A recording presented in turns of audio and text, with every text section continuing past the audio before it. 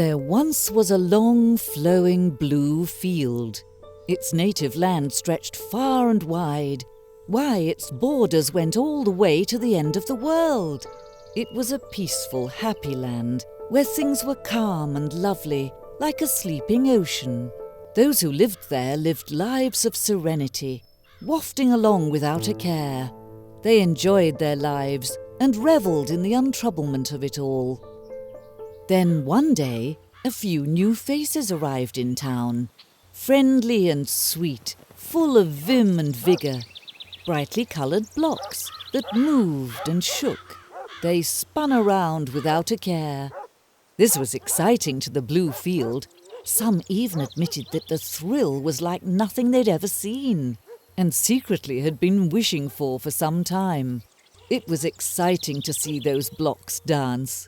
They had colours never before seen.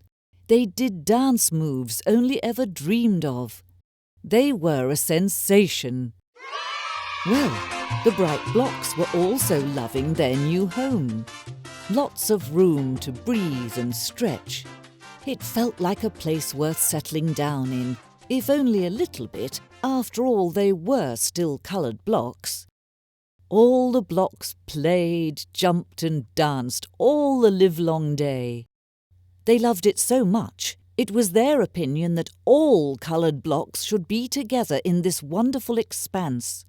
Why, we'll get everyone together and really build this place up, they said. I see towers over there and shops over here, saloons and parking garages for their big, bright car-type things. So, after a few phone calls to relatives far away, more came, and more came, and yet more. The blue field was starting to feel a bit claustrophobic. Where there used to be space to sit and be calm, now there stood an espresso bar. Where it used to be safe to lay and relax, now was an oversized grocery store, and they only sold flavoured gelatin. Once there had been wafting meadows of space and light to stare into the vastness of all night.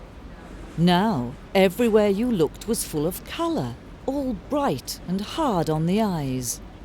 The field of blue organised a secret town meeting, hidden deep down underground where no one could hear.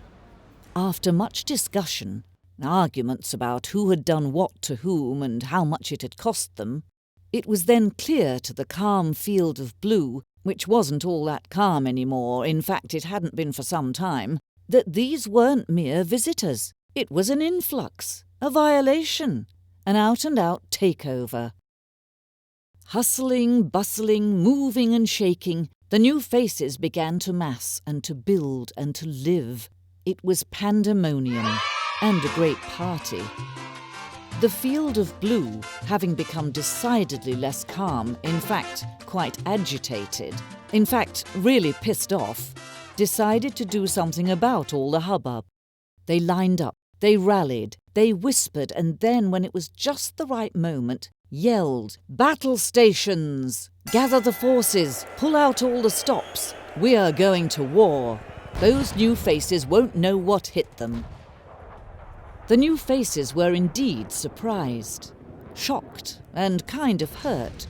They didn't realise they were being so bad. They were just trying to bring a little fun to this lame town. God, what is your problem, you bunch of jerk-offs? Well, if the blue field wanted a fight, then that was exactly what the brightly coloured blocks were going to give them. They had grown to love the land they now called home. They were even thinking of renaming it. That's just how much they cared. But the blue field had gone way too far. No more Mr. and Miss Nice Block. Let's fight. The battle raged on and on for what seemed like years. There were lengthy campaigns, long drawn-out crusades, and several very annoying altercations. The final battle came to a close as the blue field fought the bright blocks back. It looked as though things were returning to normal, in a way. The blue field had successfully pushed the blocks out of their land and off their property. It seemed as though things were done. We won!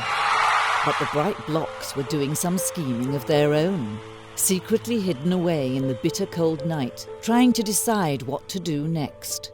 There was only one answer: sneak attack. And that's just what they did. Organising into long marching lines, no one would stop them. Nothing could sway them from this course. It was go time. Well, the blue field had one more trick up their lengthy blue sleeve. The last resort of a desperate, paranoid bunch.